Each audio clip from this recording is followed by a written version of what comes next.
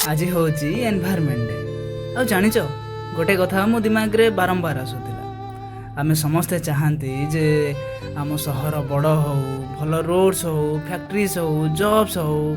आ सत कहबी तो मु भी ये सब चाहे, किंतु बेले बेले भावे जो स्पीड रे आमे सहर बनाऊे से स्पीड रे आमे गछ भी तो काटुचे। आउ अजब कथा जानी कौन, जिते बेले गोटे गछ कटे ना ता शब्द बहुत कम लोग शुणती, किंतु तार प्रभाव आम समस्त ऊपर पड़े।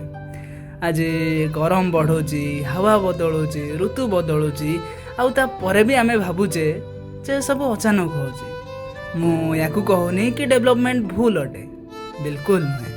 मु बस एतिकी कहूची जदि डेवलपमेंट पाई आमे नेचर को ही शेष करदबा तो गोटे दिन आसीबो से डेवलपमेंट रो मजा नेबा पाई भी केही बंचिबेनी। बस आज एनवायरनमेंट डे रे कथा मन पड़गला। आपण कौन भावुଛନ୍ତି?